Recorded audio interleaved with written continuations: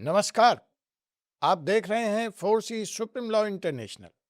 अगर आप पहली बार आए हैं तो सब्सक्राइब जरूर कर दीजिए, बेल आइकन बटन दबा दीजिए। यह बंगाल सीरीज का हमारा विशेष तीसरा एपिसोड है। पहला था इलेक्शन रिजल्ट एनालिसिस, आपने इसको खूब सराहा, धन्यवाद। दूसरा था इलेक्शन पिटीशन की पूरी प्रक्रिया कि क्या ममता बनर्जी कोर्ट के सहारे अपनी हार को जीत में बदल सकती हैं। और आज तीसरा और विशेष एपिसोड, आखिर ममता बनर्जी बंगाल चुनाव क्यों हारी। आज हम उन कारणों की बात करेंगे जिसकी बात ममता बनर्जी या उनके समर्थक नहीं करना चाहते।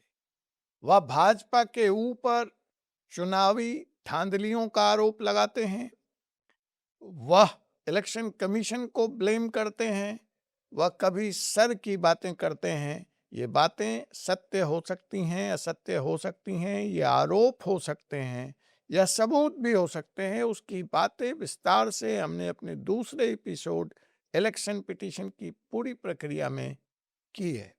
लेकिन आज हम बात करेंगे उन कारणों की जिसके बारे में ममता बनर्जी चुप हैं, टीएमसी के समर्थक चुप हैं।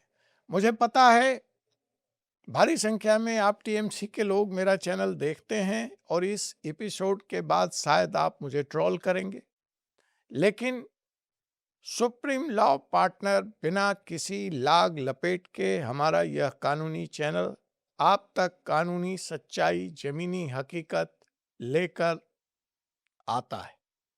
इसलिए हम इन 7 कारणों की तमाम जद्दोजहद और चैलेंज के बाद बात करेंगे और आपसे यही करेंगे, मेरी बातों को सुनिए। आप असहमत हैं, आपके पास इससे विपरीत प्रमाण है, तो आप कमेंट में लिखिए, मैं उसका जवाब देने का प्रयास करूंगा। आखिर आप जिस भाजपा पर लोकतंत्र के साथ खिलवाड़ करने का, देश के भविष्य के सुरक्षा का सवाल उठा रहे हैं, वही सवाल तो यहां भी है। आप मेरी बात से असहमत हो सकते हैं, लेकिन बातचीत की गुंजाइश बनी रहनी चाहिए। तो आइए आज हम शुरू करते हैं 7 कारणों वाला, ममता बनर्जी की हार के कारण वाला अपना तीसरा बंगाल इलेक्शन स्पेशल एपिसोड। पहला कारण, शायद आपको याद हो, इस देश की जनता की जो स्मरण शक्ति है, जो जो जो मेमोरी पावर है, वो बड़ी वीक है। जनता बहुत जल्दी भूल जाती है। मेन लाइन मीडिया तो टीआरपी से प्रभावित होकर मुद्दे उठाता है, इसलिए ग्राउंड जीरो की जमीनी हकीकत वो भी भूल जाते हैं। वो जो चल रहा होता है उसी की बात करते हैं, और जब एक मीडिया उसकी बात करता है तो दूसरे उसको उसी दौड़ में पछाड़ने के लिए उसी तरफ रेस लगाने लगते हैं। लेकिन हम अलग जाकर ज़मीनी हकीकत की तहकीकात करके कानूनी नज़रिए से यह विश्लेषण आपके लिए लेकर आए। मैं चैलेंज करता हूँ, आप मेरी बातों से सहमत नहीं हो पाएंगे, क्योंकि मैं बात कर रहा हूं सच के आईने से, फैक्ट के आधार पर। देखिए, मीडिया कोई भी बात करके निकल सकती है। हम सुप्रीम कोर्ट में प्रैक्टिस करते हैं। मैं हूं doctor Ajay Kumar Pandey, advocate, Supreme Court of India, और कोर्ट के सामने जो भी बात लिखित में आती है वहां हमें विशेष ध्यान रखना पड़ता है कि हम पूरी जिम्मेवारी के साथ और पूरे प्रमाण के साथ वो बात कोर्ट में रखें। अतः इस चैनल पर यह विशेष सावधानी हमेशा रखी जाती है, हर एपिसोड में रखी जाती है और आज भी रखी गई है। तो बिना लाग लपेट के आइए हम सीधे ओपन करते हैं अपना आज का यह एपिसोड और बताते हैं 7 कारणों में से कारण नंबर 1, एसएससी रिक्रूटमेंट स्कैम।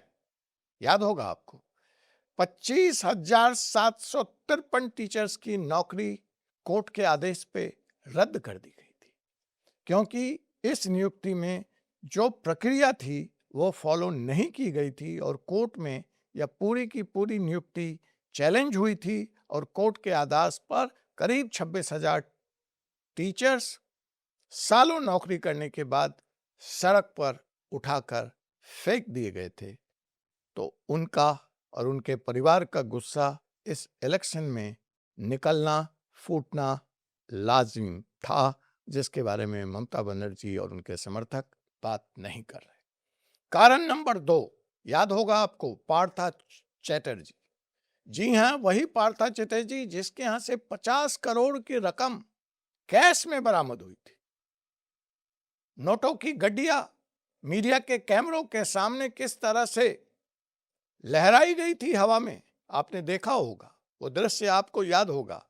और ये 50 करोड़ का कैश पार्था चैटर्जी का कैश भले रहा हो, लेकिन जनता के बीच जो संदेश गया वो टीएमसी के करप्शन का फेस था। वो टीएमसी में जो करप्शन की बातें हो रही है उसका जिंदा जागता उदाहरण था, सबूत था। कारण नंबर 3, जिसने पूरे देश को हिला दिया। कारण नंबर 3, जिसने बंगाल की अस्मिता और गरिमा को सड़े बाजार नंगा कर दिया, जिसने मानवीय संवेदना को तार तार कर दिया। बंगाल, मां काली का वह प्रदेश जहां कभी लड़कियां, औरतें सबसे ज्यादा सुरक्षित समझी जाती थीं, और देर रात तक भी ऐसा कहा जाता था कि देश में बंगाल ऐसा प्रदेश है जहां लड़कियां बिना डर, भय और आतंक के विचरण कर सकती हैं।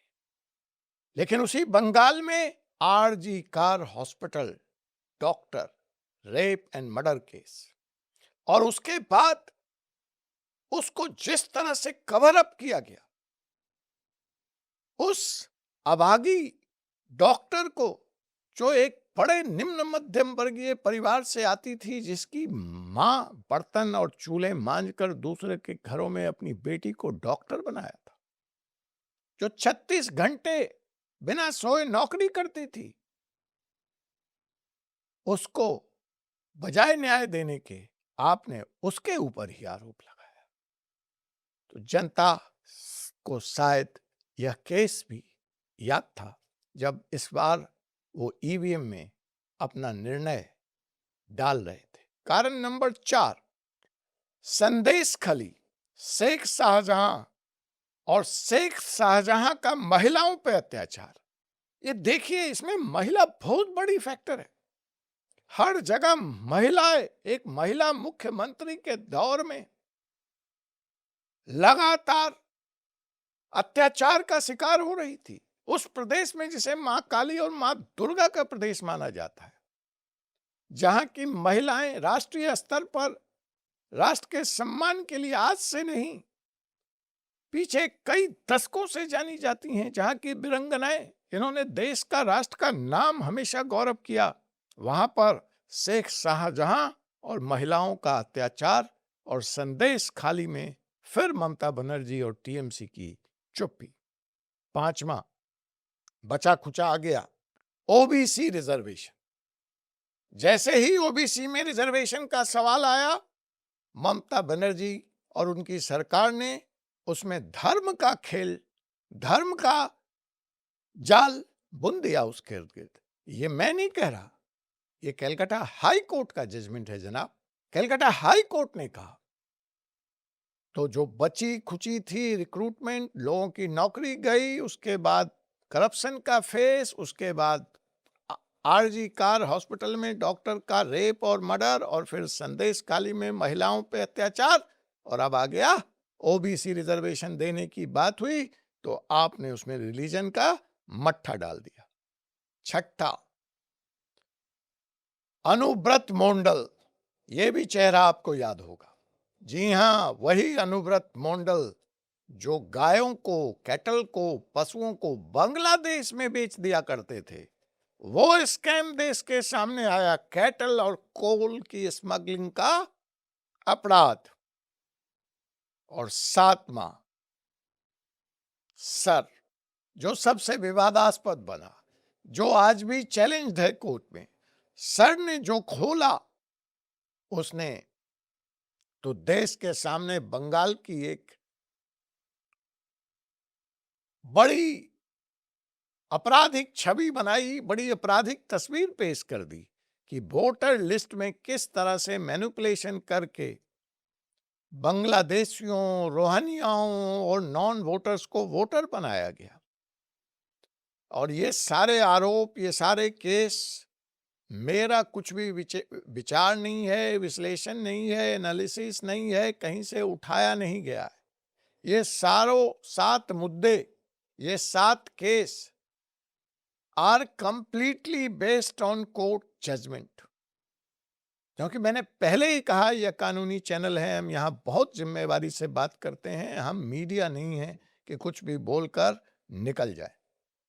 तो आइए एक एक करके हम इन 7 केस के कोर्ट जजमेंट को समझते हैं।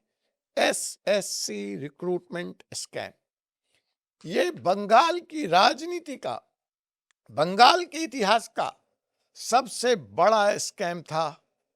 और इसका सबसे बड़ा सच ये है कि इस स्कैम को खुद सुप्रीम कोर्ट ऑफ इंडिया ने वेरीफाई किया।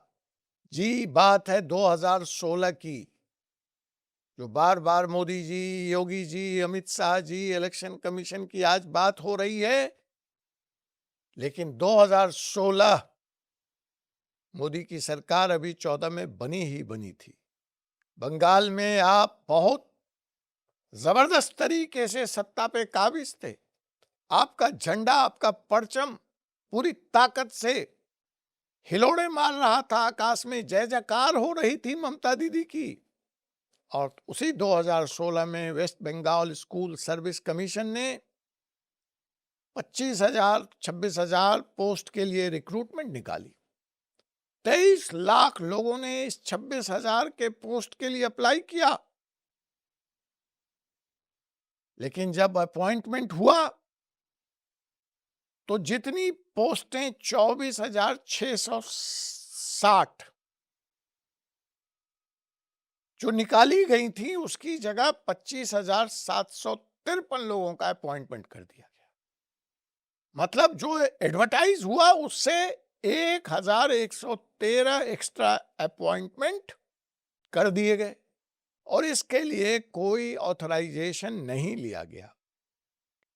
OMR सीट्स, आंसर सीट्स में टेम्परिंग प्रूव हुई, रैंक जंपिंग प्रूव हुई, और सबसे शर्मनाक बात जो इस केस में हुई थी कि जो कमीशन था जिसको यह रिक्रूटमेंट करने का जिम्मा दिया गया था, उसके पास जो लोग सेलेक्ट हुए थे या जो लोग रिजेक्ट हुए थे, उनकी ओरिजिनल मार्क सीट ही नहीं थी। ना उनके मिरर कॉपीज थे, ना उनके फोटोकॉपी थे, ना ओरिजिनल था। तो आप समझ जाइए कि यह रिक्रूटमेंट किस तरह से हुआ, और सुप्रीम कोर्ट ने स्वयं इसको वेरीफाई करके इसे स्कैम करार दे दिया।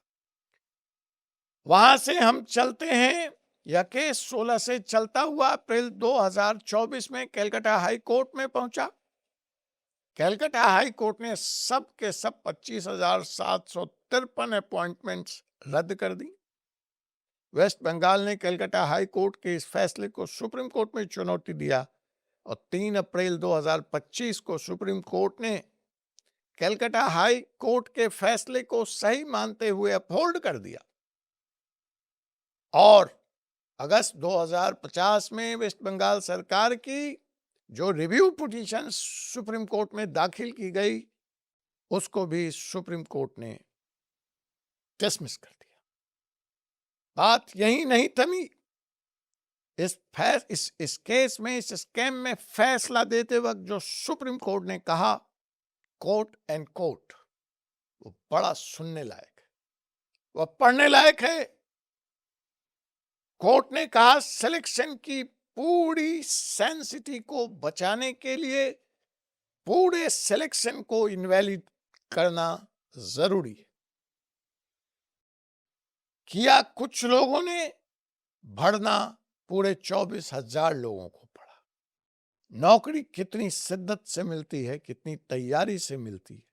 जो लोगों को यह नौकरी मिली थी, जो अपने उम्र के उस पड़ाव पे थे जहां 1 साल बाद वो सरकारी सेवा में जाने के काबिल नहीं रहते, यहां से रद्द होने के बाद उनका पूरा कैरियर, उनका पूरा लाइफ तबाह हो गया। कोर्ट ने यह भी माना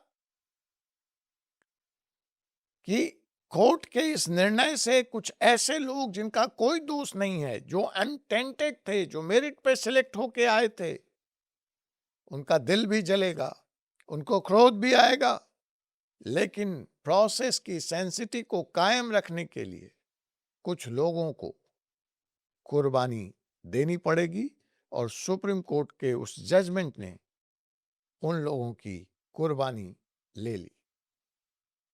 अब इस केस का वोटर इंपैक्ट तो होना ही था। इसके बारे में ममता बनर्जी या उसकी टीम बात नहीं करना चाहती। तो साहब, वोटर इंपैक्ट हुआ।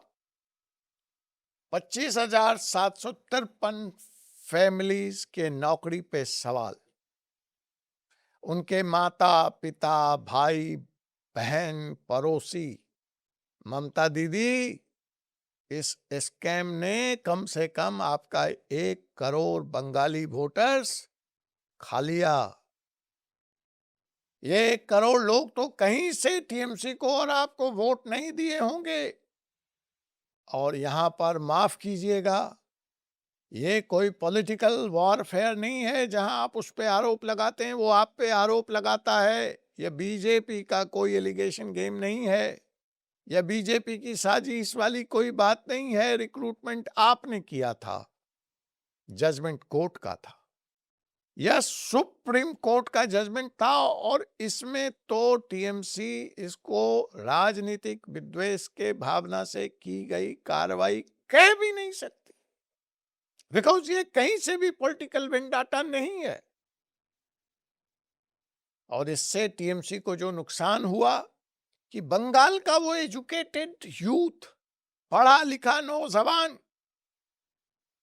जो उसके पूर्व में टीएमसी को वोट देता था, वह और वो बड़ा डिसिसिव होता है, वो तबका, वो इन्फ्लुएंशियर होता है, वो अपने आस पास भी प्रभाव रखता है, वह टीएमसी के वोट बैंक से, वो टीएमसी की वोटर लिस्ट से टूट गया, बाहर चला गया।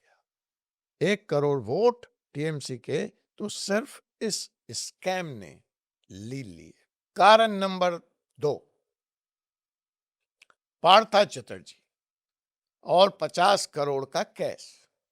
ये वो पिक्चर थी, ये वो इमेज है जो बंगाल के वोटर के दिमाग में बस गई।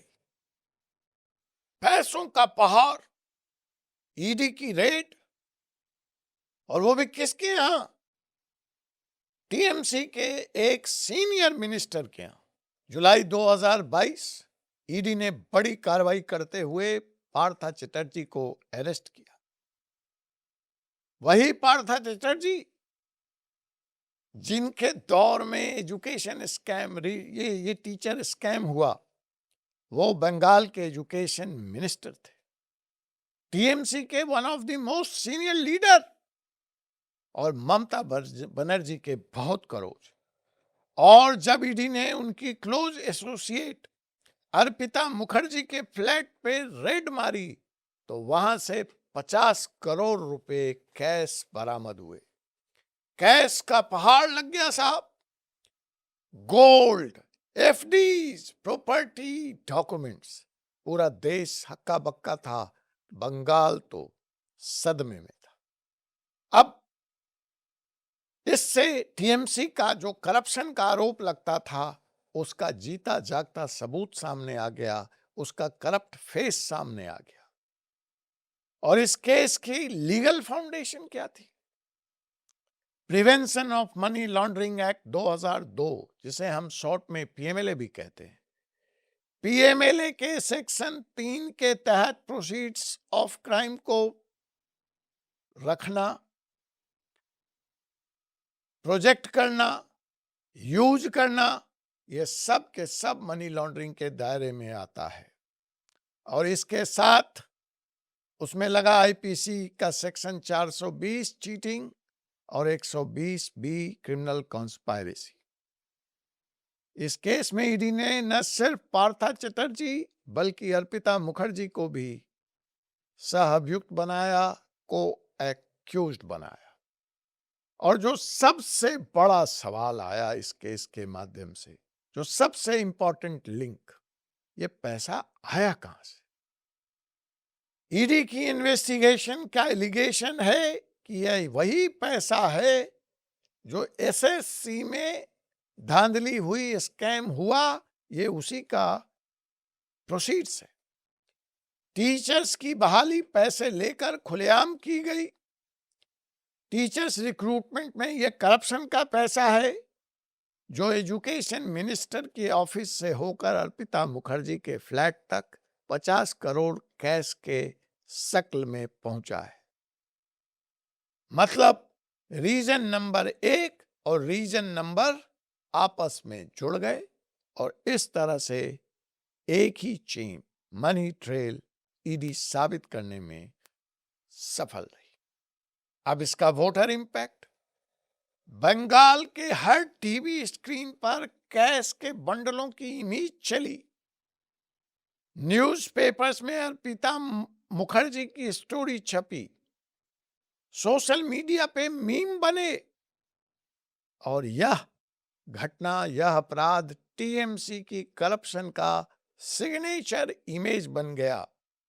आप किसी भी बंगाली वोटर को पूछिए, पार्था चटर्जी का नाम याद आते ही उसके सामने जो चेहरा आता है वह आता है नगद का पहाड़, कैश का माउंटेन।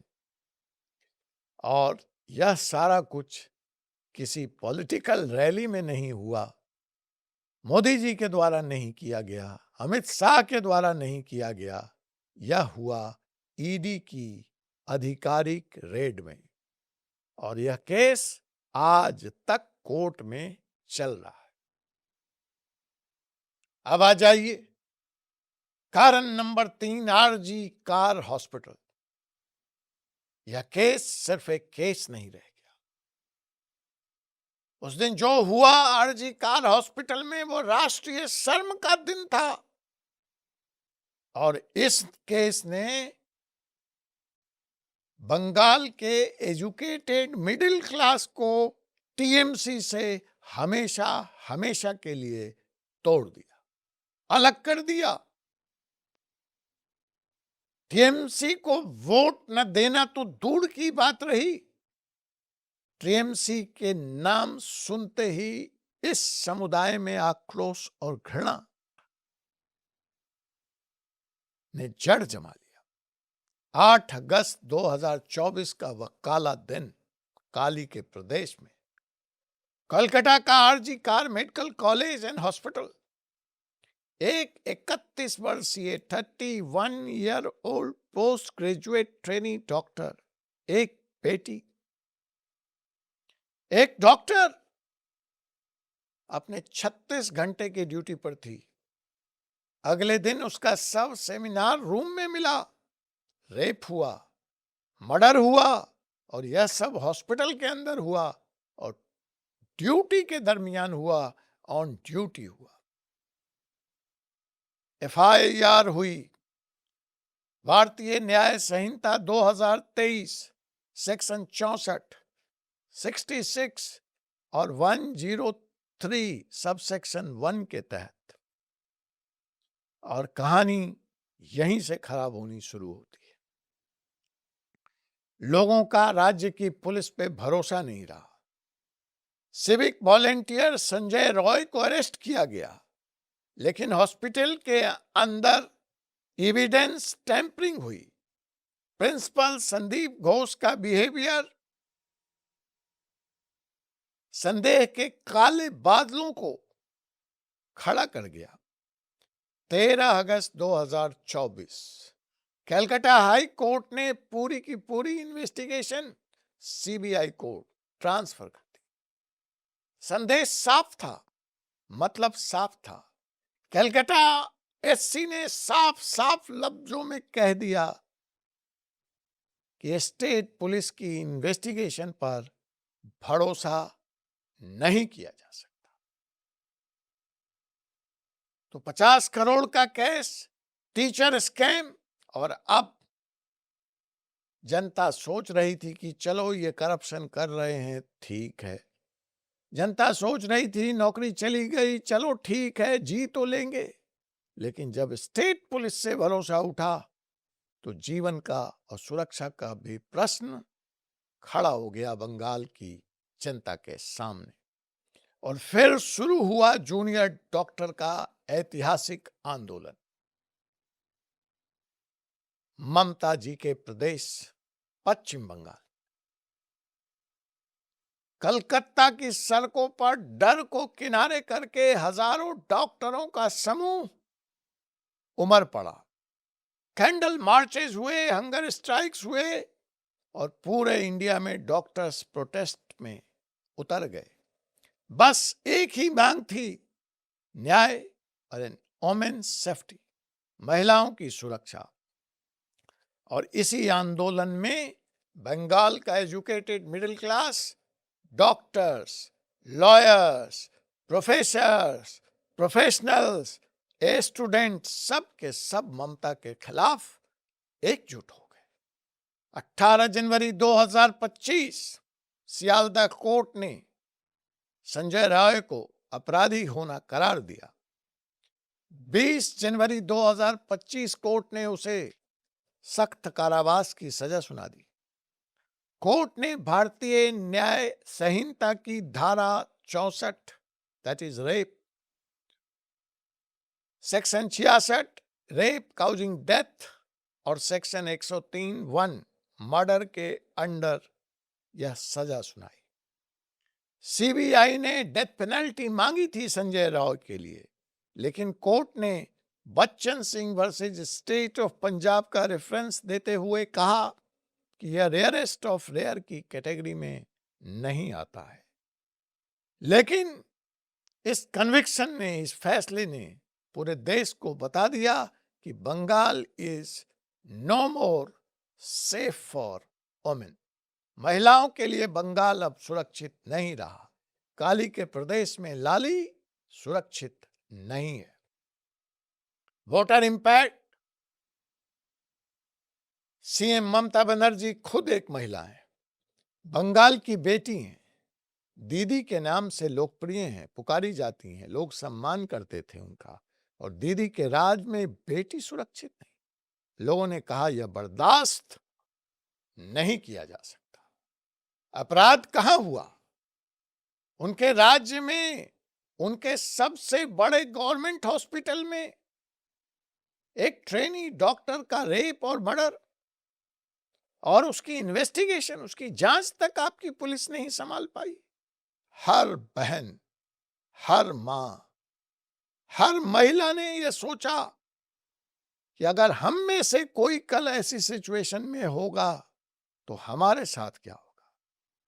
और फिर यह रीजन सिर्फ पॉलिटिकल नहीं रहा, यह रीजन हर बंगाल की मां, बहन, बेटी के लिए व्यक्तिगत भीतर तक हिला देने वाला सवाल बन गया। और बंगाल की महिलाओं ने 4 मई 2026 को अपना फैसला सुना दिया। कारण नंबर 4, संदेश खाली। जी हां, संदेश खाली नॉर्थ परगना का एक छोटा सा द्वीप जैसा एरिया। यहां जो हुआ उसने पूरे के पूरे, ये तो शहर कलकत्ता का हाल था, अब ग्रामीण क्षेत्र में चलिए, वहां जो हुआ उसने पूरे के पूरे रूरल बंगाल को हिला दिया। अर्बन बंगाल तो परेशान था ही, अब रूरल भी सेफ नहीं रहा। शेख शाहजहां, टीएमसी का स्ट्रॉन्ग लोकल नेता, उसके अगेंस्ट जो आरोप लगे वो थी लैंड ग्रैबिंग, जमीन कब्जा करना, सेक्सुअल एट्रोसिटीज महिलाओं पर, और गुंडों का समूह, गुंडों का नेटवर्क। जनवरी 2024 ईडी की टीम ने शेख शाहजहां के हाउस पर रेड मारा, लेकिन वहां क्या हुआ?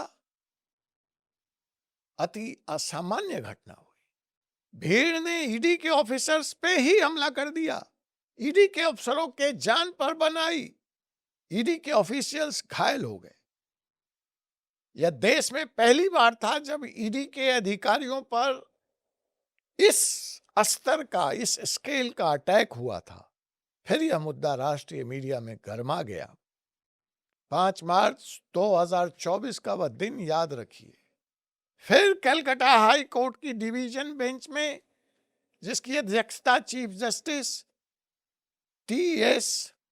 शिवगनम कर रहे थे, उन्होंने एक ऐसा फैसला दे दिया जो हिस्टोरिक बन गया। बेंच ने कहा कि state police is totally biased. Every attempt is being made to delay the investigation in order to protect the accused. और कोर्ट ने तुरंत ऑर्डर किया कि शेख शाहजहां को 4:30 PM तक सीबीआई को हैंड ओवर कर दिया जाए। तो स्टेट पुलिस का जो प्रोटेक्शन इस अपराधी को प्राप्त था वह खत्म हुआ। लेकिन उसके बाद जो हुआ वह उससे भी ज्यादा खतरनाक और डिस्टर्बिंग था। जी हां, अब जब इन केसों को आप याद कीजिए और इस पूरे प्रोसेस को याद कीजिए तो आपको जो आज आरोप लग रहा है where is law and order, तो भाई लॉ एंड ऑर्डर तो कब से बंगाल में नहीं था। देख लीजिए पूरी बानगी, मैं तो फैक्ट के सहारे बात कर रहा हूं। संदेश खाली की महिलाएं सामने आई, बहादुरी के साथ कैमरा के सामने उन्होंने टेस्टिमनी दी। शेख शाहजहां और उसके गैंग के द्वारा बरसों से किए जा रहे सेक्सुअल अत्याचार, फोर्स्ड लेबर और लैंड ग्रैबिंग को मल्टीपल एफआईआर हुई, मल्टीपल इन्वेस्टिगेशंस हुए और टीएमसी की पूरी लोकल मशीनरी एक्सपोज हो गई। अब इसका वोटर पे क्या प्रभाव पड़ा, क्या मुझे बताने की जरूरत है? चलिए बताता हूं।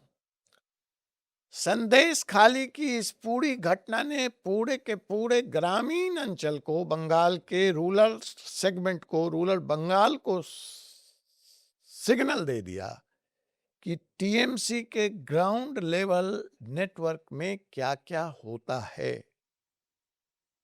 बीजेपी ने इसे मतुआ और रूरल हिंदू वोट के लिए मोबिलाइजेशन में कन्वर्ट किया।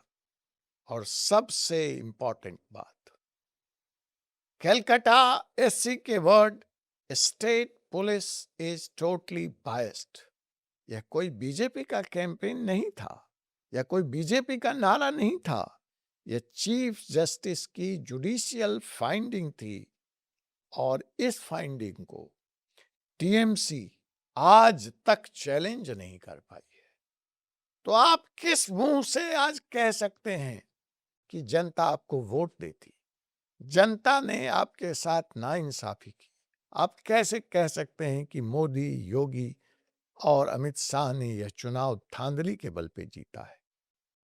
आपके नीचे तो जमीन कब की खिसक गई थी ममता दीदी। नंबर 6, ओबीसी रिजर्वेशन का खेला होवे, तो खेला तो वहां भी हो गया था साहब।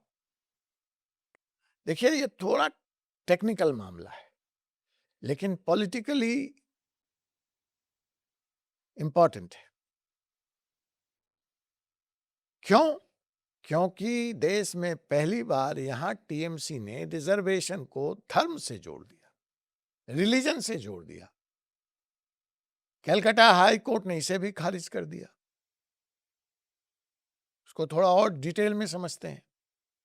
बात करते हैं West Bengal Backward Class Act 2012 की।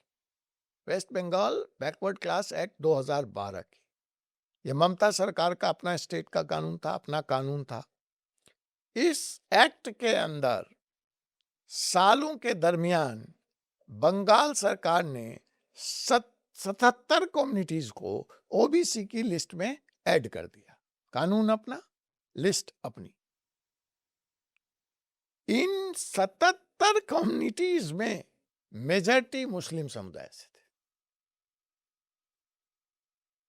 मतलब ओबीसी कोटा जो बीपी सिंह के प्रयास से मंडल कमीशन के बाद सोशली और इकोनॉमिकली बैकवर्ड क्लासेस के लिए बना था, उसको आपने उलट दिया, उसमें लार्ज स्केल चेंजेस कर दिए। और चूंकि इसमें 77 कम्युनिटीज मुस्लिम समुदाय से आए, तो ऐसा लगने लगा कि यह अल्पसंख्यक लोगों के तुष्टीकरण के लिए ममता सरकार ने कोई कानून लाया है। जी, मई 2024 में कलकत्ता हाई कोर्ट ने एक लैंडमार्क जजमेंट दिया। कोर्ट ने ममता सरकार के 77 कम्युनिटीज 77 कम्युनिटीज को ओबीसी स्टेटस देने और उसके आधार पर ओबीसी सर्टिफिकेट जो इशू किए गए थे, वो दोनों के दोनों को क्वैश कर दिया। कोर्ट ने फिर इस बार एक शार्प ऑब्जर्वेशन दिया। कोर्ट ने यह कहा, religion Indeed appears to have been the sole criteria for declaring these communities as OBC. Court ने जो सबसे शार्प ऑब्जर्वेशन दिया वह यह थी, religion indeed appears to have been the sole criteria for declaring these communities as OBC. मतलब court ने माना रिलीजन के बेसिस पर यह रिजर्वेशन दिया गया है जो article 15 and 16 constitution of India के खिलाफ है। कलकत्ता हाई कोर्ट के इस फैसले को चैलेंज करने फिर ममता सरकार सुप्रीम कोर्ट गई। एससी ने नोटिस इशू की अगस्त 2024 में। इस बीच बंगाल सरकार ने एक नया ओबीसी लिस्ट बना दिया रातों रात, जिसमें उन्हीं 77 रिजेक्टेड कम्युनिटी को जो कलकत्ता के हाई कोर्ट के द्वारा रिजेक्ट कर दिए गए थे, डिफरेंट मेथोडोलॉजी से इस नई लिस्ट में शामिल कर दिया। कलकत्ता हाई कोर्ट ने जून 2025 में उस लिस्ट पर भी रोक लगा दी। जुलाई 2025 में सुप्रीम कोर्ट ने कलकत्ता हाई कोर्ट के लेटेस्ट ऑर्डर पर इस बार स्टे लगा दी। चीफ जस्टिस गवई की बेंच ने कहा कि कलकत्ता हाई कोर्ट का ऑर्डर प्राइमा फेसी एरोनियस है, लेकिन ध्यान दीजिए, सुप्रीम कोर्ट ने मेथोडोलॉजी पे स्टे लगाई है, रिलीजन बेस्ड रिजर्वेशन के सब्सटेंसिव क्वेश्चन को अपहोल्ड नहीं किया। यह केस अभी फाइनल हियरिंग में है, अतः इस पर और अभी बात करना उचित नहीं होगा। लेकिन कानून और अदालतें अपना काम कर रही थी। राजनीतिक विद्वेष, घृणा, राजनीतिक नफरत अपना काम कर रही थी। वोटर प्रभावित हो रहे थे। एक के बाद एक आए कोर्ट के इन जजमेंट से। बंगाल में नॉन मुस्लिम ओबीसी कम्युनिटीज का इस बात से नाराज होना, उनको यह फील होना कि उनके हिस्से में मुसलमानों को घुसेरा जा रहा है, स्वाभाविक था। टिल्लीज, साह, सदगोपा, तेली, महासिए, ये सब बहुत बड़ी पॉपुलेशन है बंगाल की। उन्हें लगा कि रिजर्वेशन का उनका कोटा मुस्लिम कम्युनिटी को दिया जा रहा है, उनका हिस्सा मुस्लिम कम्युनिटी के बीच में बांटा जा रहा है। और बीजेपी ने कलकत्ता हाई कोर्ट के इस जजमेंट को हिंदू ओबीसी को एक मंच पर लाने, कंसोलिडेट करने का औजार बना लिया, वीपन बना लिया, बहुत अच्छे तरीके से इस्तेमाल किया और इस बड़े समुदाय को एक जगह कंसोलिडेट कर लिया अपने फेवर में। कोर्ट का रिलीजन एज सोल क्रिएशन वाला ऑब्जर्वेशन पूरे अभियान में बड़े जोर शोर से उठाया गया। दोहराया गया। जो लोग भूल गए थे उन्हें भी याद कराया गया। और एक बार फिर यह बीजेपी का प्रोपेगेंडा नहीं था कि लोग उसको रिजेक्ट कर देते, लोग उसको राजनीति के कारण क्या किया गया शिकायत मान लेते। यह कलकत्ता हाई कोर्ट का रिटन जजमेंट था। कारण 6, Anubrata Mondal and smuggling case, cattle and coal smuggling. इस मसले ने टीएमसी के ग्राउंड लेवल ऑर्गेनाइजेशन को तार तार कर दिया, एक्सपोज कर दिया। अनुव्रता मंडल बीरभूम डिस्ट्रिक्ट का टीएमसी का प्रेसिडेंट, ममता बनर्जी का खास, बंगाल पॉलिटिक्स में केशव दा के नाम से लोकप्रिय। 11 अगस्त 2022 सीबीआई ने उसके बोलापुर रेजिडेंस पर रेड मारी और उसको अरेस्ट किया। चार्ज क्या थी कि वह कैटल स्मगलिंग, पशुओं के स्मगलिंग का रैकेट चलाता है। बंगाल के बांग्लादेश बॉर्डर से पशुओं की अवैध स्मगलिंग करता है। सीबीआई के अनुसार यह स्कीम कैसे चलती थी? हर गाय या भैंस पर 2500 से 3000 का कमीशन बंधा था। ईद के टाइम पर यह बढ़ के 5000 से 6000 होता था। कोल स्मगलिंग में हर ट्रक पर 10,000 का कमीशन था। सीबीआई के सोर्सों के अनुसार 3 महीने में 6 करोड़ का डील किया गया था। और सबसे महत्वपूर्ण बात, इस पूरी स्मगलिंग रिंग में बीएसएफ का एक कमांडेंट भी शामिल था। यानी सिर्फ टीएमसी नहीं, बॉर्डर सिक्योरिटी फोर्स की भी संलिप्तता सीबीआई ने सामने रखी। कानूनी कार्रवाई क्या हुई? सीबीआई ने आईपीसी की सेक्शन 420 चीटिंग के तहत चार्जशीट फाइल की। इन्फोर्समेंट डायरेक्टरेट ने पीएमएलए के तहत मनी लॉन्ड्रिंग केस बनाया। नवंबर 2022 में ईडी ने अनुव्रता मंडल की कस्टडी ली। उसकी बेटी सुकन्या मंडल को भी ईडी ने अप्रैल 2023 में अरेस्ट किया। अनुव्रता मंडल को तिहाड़ जेल भेजा गया। 2 साल बाद सितंबर 2024 में राउज एवेन्यू कोर्ट ने अनुव्रता मंडल को जमानत दे दी, लेकिन इन्वेस्टिगेशन और ट्रायल अभी भी चल रहे हैं। अब इसका प्रभाव वोटर पे क्या पड़ा?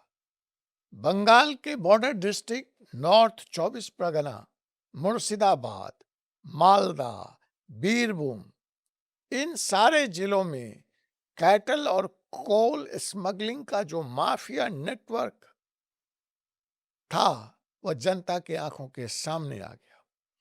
और जब टीएमसी के डिस्ट्रिक्ट प्रेसिडेंट पर ईडी और सीबीआई के केस बने तो लोगों को यह यकीन हो गया कि यह आरोप सिर्फ आरोप नहीं थे।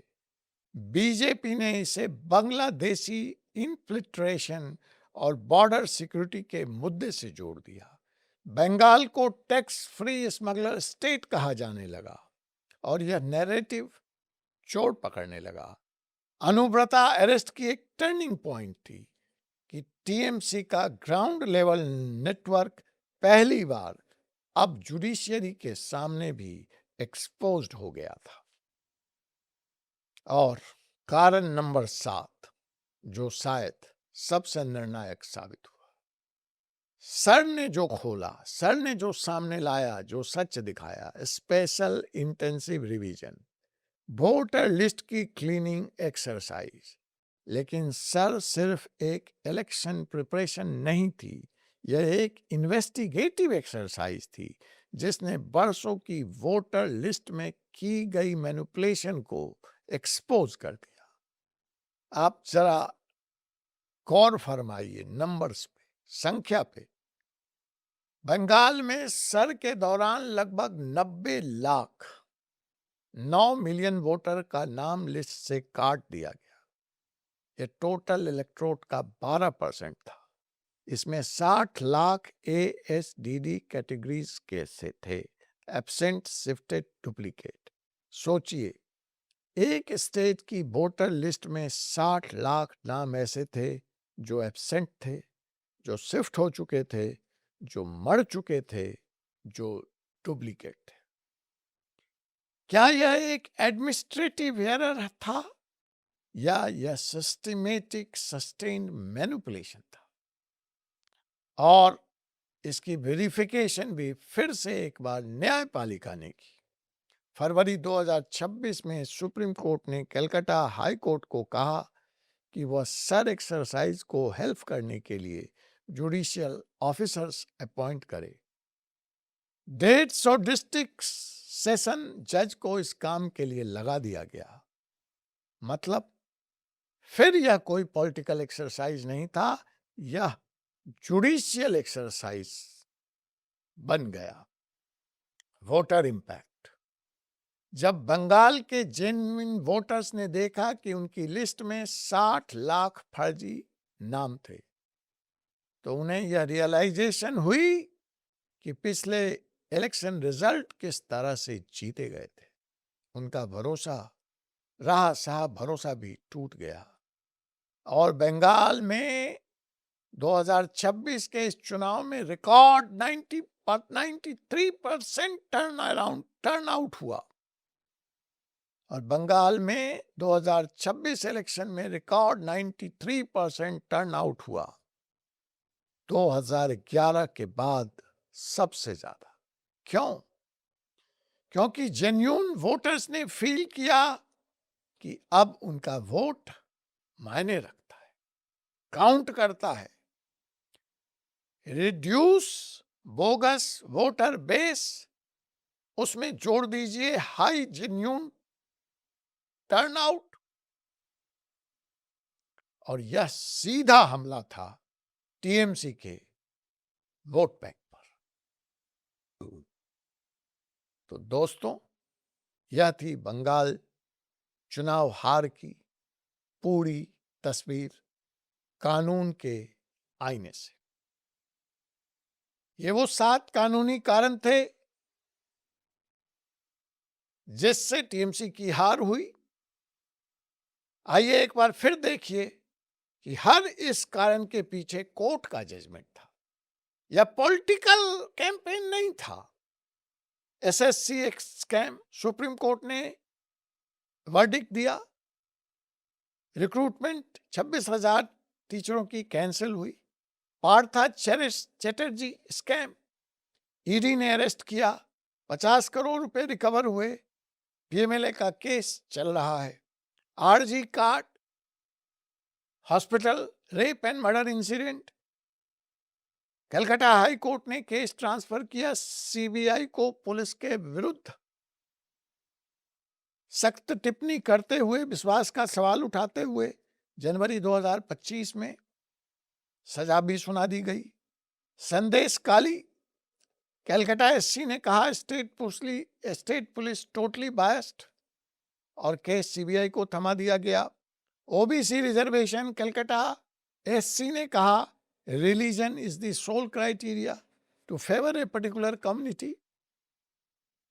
और फिर आया cattle coal smuggling, CBI arrest करती है, ईडी पीएमएलए केस बनता है, बीएसएफ का कमांडेंट भी पकड़ा जाता है। Last but not the least, sir, judicially supervised exercise हुई 90 लाख वोटर मैनिपुलेशन के द्वारा वोटर लिस्ट में पाए गए। तो ये सारा मिलके क्या पैटर्न बनाता है? देखिए, यह आइसोलेटेड केस नहीं है, यह एक 15 साल का जुडिशियल पैटर्न बनाता है। कलकत्ता हाई कोर्ट, जो खुद बहुत ही एक्टिव अलर्ट कॉन्स्टिट्यूशनल कोर्ट है, उसने पिछले 5 साल में बार बार बंगाल सरकार को लताड़ा, रिव्यू किया। सुप्रीम कोर्ट ने बंगाल सरकार के कई अपील को डिसमिस किया, कई रिव्यूज को रिजेक्ट किया। तो यह सारा मिलके एक जुडिशियल फाइंडिंग्स का चक्र बना, जो धीरे धीरे राजनीतिक सच्चाई का रूप लेता चला गया। टीएमसी इन मुद्दों पर बात नहीं करेगी। टीएमसी आपको यह नहीं बताएगी, क्योंकि अगर यह बता दी, यह मान ली, तो हार का असली कारण मैनेज नहीं हो पाएगा। बीजेपी को ब्लेम करके राजनीति तो चल सकती है, एनआईए को ब्लेम करके फेडरलिज्म की बात तो हो सकती है, माइग्रेंट लेबर की आड़ में आउटसाइडर नैरेटिव चलाया जा सकता है, लेकिन कलकत्ता हाई कोर्ट को तो ब्लेम नहीं किया जा सकता, सुप्रीम कोर्ट को तो ब्लेम नहीं किया जा सकता।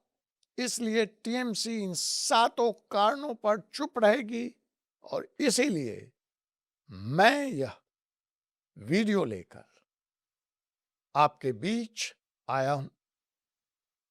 दोस्तों, मैं फिर से एक बार बता दूं कि मेरी प्रोफेशनल ओपिनियन बहुत सिंपल है।